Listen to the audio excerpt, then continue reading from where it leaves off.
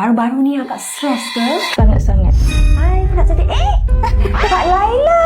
Saya. Dah lama saya tak jumpa akak. Mana akak pergi? Sebelum ni kita tak ambil tahu pun pasal rambut ke apa ke. Gugur, okey tunggu je lah. Busy. Busy. Busy anak. So, macam mana akak punya kulit kepala sekarang? Okey tak? Seraya panas kan?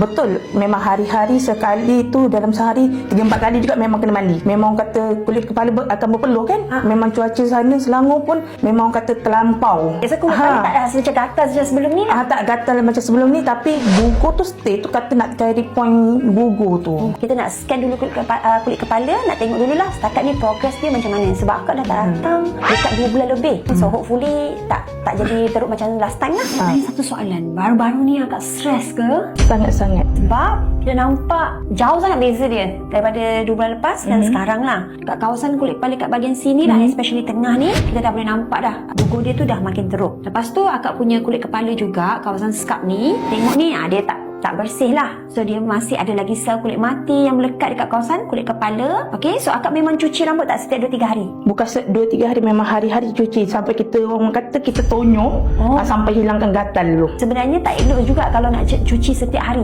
Seeloknya 2 atau 3 hari sekali. Saya kata treatment akak tu ada 2. Yang pertama sekali untuk kita elakkan rambut gugur dengan lebih teruk, kita suggest buat advanced scalp treatment. Ini kita ada satu lagi treatment, kita panggil Exoregen Revival Therapy. So treatment ni dia fokus straight pada kulit kepala untuk lebatkan, untuk tumbuhkan, untuk bagi sihat balik, kuatkan akar tu. So kita akan start treatment ni sekarang.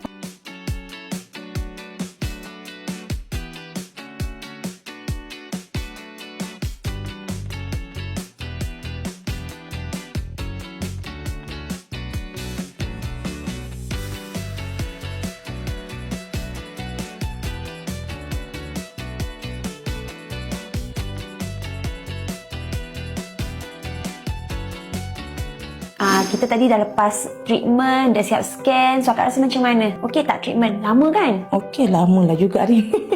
Okey, ni tadi kita scan after. Dah bersih dah. Dan tak ada dah macam tersumbat ke tadi. So treatment dah selesai. Tapi sebab akak dah start exosome treatment ni, kita nak betul-betul follow progress akak punya journey untuk tumbuh rambut lebih lebih sihat kan. Akak memang kena datang lepas 2 minggu. Akak jangan datang lepas 2 bulan tak mau Janji Janji Okey. Lepas 2 bulan last akak datang tu, ada tak benda-benda yang positif yang berlaku dalam hidup akak? Sebab kita dapat spend time dengan mak ayah tu lama sikit. Ayah sakit apa?